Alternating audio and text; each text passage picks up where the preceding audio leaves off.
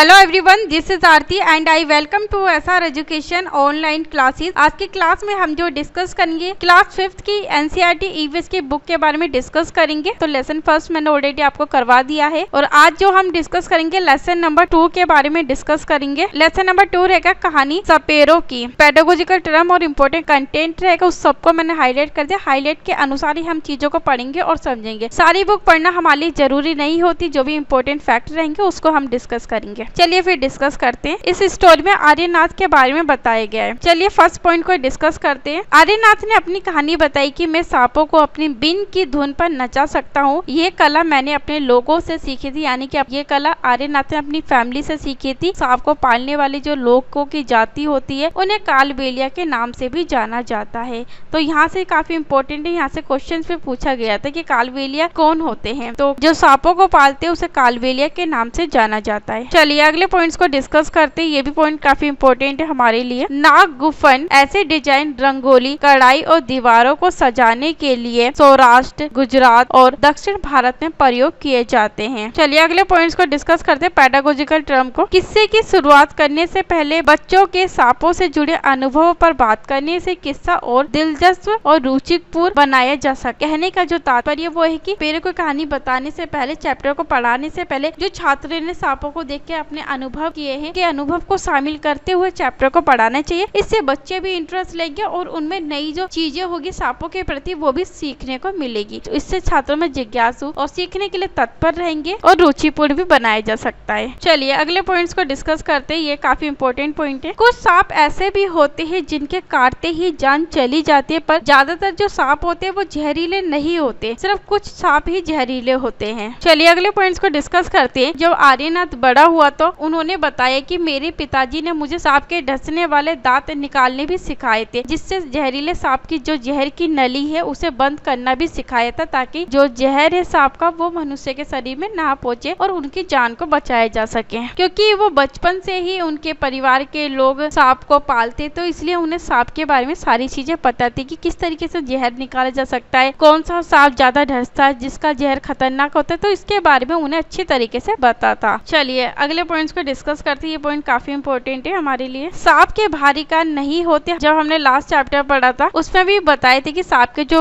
भारी कान नहीं होते, जमीन पे कंपन होती है, उसी को वो सुनते हैं। चलिए अगले पॉइंट्स को डिस्कस करते हैं। कुछ लोग जानवरों को मारते हैं और उनकी खाल ऊंचे दामों में बेचते हैं। चलिए अगले पेडागोजिकल टर्म को डिस्कस करते हैं। अगर मुमकिन हो तो चित्रों की सहायता से बच्चों को सांप के डसने वाले जो दांत होते हैं, जहर की थैली होती है, उसे निकालने के तरीके भी क्लास में बताए जा सकते हैं और छात्रों को सांप के बारे में सारी जानकारी भी बताई जा सकती है आसानी से, कि किस तरीके से सांप के काटने पे हम लोगों की जान को बचा सकते हैं, किस तरीके से उपाय होते हैं। चलिए अगले पॉइंट्स को डिस्कस करते हैं। सांपों को मारने की बात तो दूर, ये तो हमारी पूंजी है। कालबेलिया के जो लोग थे उनके सांप ही पूंजी होती है जो हम अपनी आने वाली पीढ़ियों को सौंपते हैं। सांपों को तो हम अपनी बेटियों की शादी में तोहफे के रूप में भी देते हैं। हमारी कालबेलिया नाच में भी सांप जैसी मुद्राएं होती है। जो कालबेलिया के लोग थे सांपों को किसी भी प्रकार से कोई नुकसान नहीं पहुंचाते थे, न ही वो सांपों को मारते थे। चित्र के माध्यम से बताया गया है कि ये किस तरीके से कालबेलिया जाति के जो लोग थे सांप जैसी मुद्राएं डांस करते थे। चलिए अगले पॉइंट्स को डिस्कस करते हैं। बीन, तुम्बा, खंजरी और ढोल। ढोल के अलावा बाकी तीनों बाजे सूखी लोकी से बनाए जाते हैं। जो ढोल होते हैं उसे सूखी लोकी से नहीं बनाया जाता। चलिए अगले पॉइंट्स को डिस्कस करते हैं। सांप तो किसान के दोस्त हैं। सांप ना हो तो खेतों में फसलों को चूहे से कौन बचाएगा, इसलिए सांप को किसानों का मित्र भी कहा जाता है। तो ये भी पूछा गया था कि किसानों का मित्र किसे कहा जाता है, तो उसमें सांप भी ऑप्शन था। तो हमारा जो राइट आंसर था वो सांप रहेगा। कालबेलिया जाति के लोगों की नाच की एक मुद्रा को दिखाया गया है इस चित्र के माध्यम से। चलिए अगले पॉइंट्स को डिस्कस करते हैं। इस किस्से में सपेरों और सांपों के आपसी संबंध और निर्भरता को भी दर्शाया गया है। इसी तरीके के और समुदाय पर बातचीत करके ये स्पष्ट किया जा सकता है कि अक्सर इन लोगों का जानवरों के प्रति क्रूर व्यवहार नहीं होता, वे जानवरों से प्यार करते हैं, जैसे आम धारणा बनी हुई है। और हमें भी जानवरों को छेड़ना तथा सताना नहीं चाहिए। जानवरों हमारे पर्यावरण के लिए काफी जरूरी होते हैं, ताकि वो किसी प्रकार से जानवरों को नुकसान ना पहुंचाए। चलिए अगले पॉइंट्स के बारे में डिस्कस करते हैं। यहाँ से भी क्वेश्चन पूछे गए थे, काफी इंपॉर्टेंट पैराग्राफ है ये। हमारे देश में पाए जाने वाले सांपों में से केवल 4 तरह के जो सांप होते वही जहरीले होते। इनमें कौन कौन से 4 सांप आते हैं? पहला आता है नाग, दूसरा करेत